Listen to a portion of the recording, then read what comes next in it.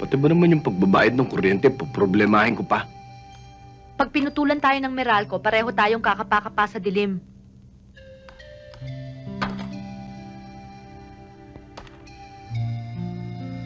O sige, ako na pupunta sa Meralco mamaya. Asa na yung notice?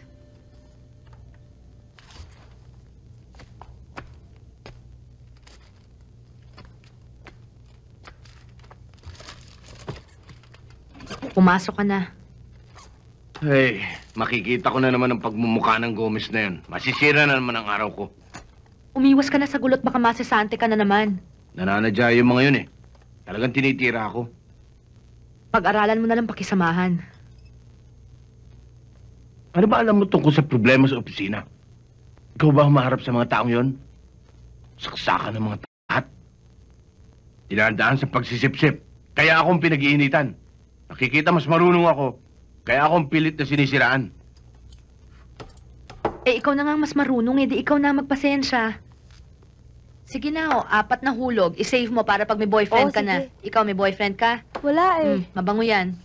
Magkano to? Sandali lang ha. Pumili muna kayo dyan ha. Oo na, sinabi mo Pera nga nito. Ano, ayaw mo ba to? Mamaya na, kukunin ko yan. O Pipili sige. pa ako. Ano, yung blue or red? Yung blue na Dadaling lang. ko dun eh. Sige.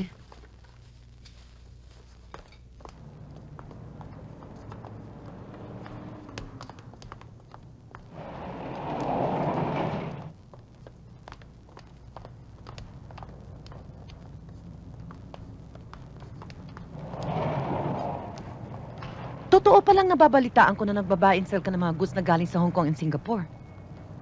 Mali, Mami. Namomorsyento lang ang pobre mong anak. Wala akong puhunang pambili ng paninda. Sandra, iha, kalimutan na natin ang mga nangyari. Mahirap kalimutan ang binitiwan ninyong salita ng sumama ko kay Olan. Nagagapang akong pauwi sa inyo para humingi ng tulong. Mali pa rin, Mami. As you can see, gumagapang ako. Nagpapatulo ng pawis. Pero kaya naming tumayo sa sarili naming paa. Pero tingnan mo naman ang sarili mo. Ni hindi ka na nakakapag-beauty parlor. At yung mga binubuhat mo yan, ang bibigat. Trabaho ng boy natin yan. Kaya naman lagi akong pinapawisan. Malayo ako sa alta presyon. At saka lagi pa akong ganado kumain. Ay, hindi ba kayo man nagbabayad pa kayo sa gym para makapag-exercise? Ito ehersisyo ko. Libre pa. Sige ho. Anytime you change your mind, tumawag ka lang. Bumukod na nga kami. Lumayo na para makapagsarili. Eh, ayaw pa akong lubayan eh. Ina mo yun, hindi mo masisisi. Pinalaki ka sa ginhawa. Pinagtapos ka sa isang mamahaling exclusive school. Pagkatapos, ang pinakasalan mo, tetano, walang isustento, natural lang yun. Asawa ko na si Olan. Kahit na multo pa siya, aswang o maligno, dapat nilang respetuhin ang naging desisyon ko. Di naman kami humihingi sa kanila. Hindi nga, pero ang nakikita nila, ikaw ang nagkakandakuba sa trabaho. Ito naman si Mr. Pogi ay nasa bahay lang sitting pretty. Aasenso si Olan. Break lang naman ang kailangan niya eh. Eh, paano nga magkaka-break? Eh, daig pang may balisaw-saw. Magmula nung kinasal kayo, nakailang trabaho na siya. Lagi niyang inaaway mga kasamahan niya. Kasalanan ba niya yun? Eh siya nga itong laging dinudurot pinag-iinitan eh.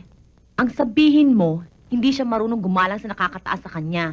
Ang gusto niya, siya ang nasusunod kahit mali. Mahal ko si Olan. Sinasabi mo sa akin o kinukumbinsi mo sarili mo?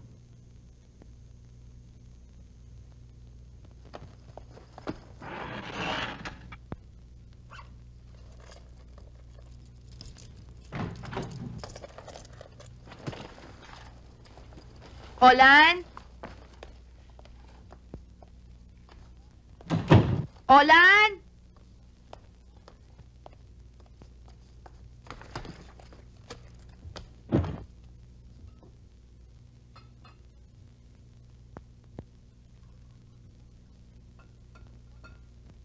Olan!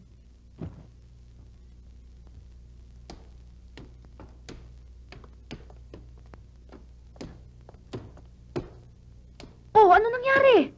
Hindi ko naman sikmura pag-insulto eh. Ako, Diyos ko naman, Olan. Huwag mong sabihin sa akin pinatulan mo si Gomez. Ay, nagdilim ang paningin ko eh. Ano pa ba ang gusto mo?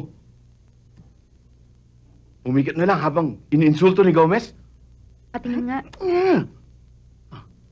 Kaya mo, maghahanap na lang ako mas mabuti-buting trabaho. Yan din ang sinabi mo nang huli kang masisante eh. Alam mo, ewan ko na lang sa'yo, ha? Ewan ko kung ano mangyayari pag di mo hinabahabaan yung pasensya mo.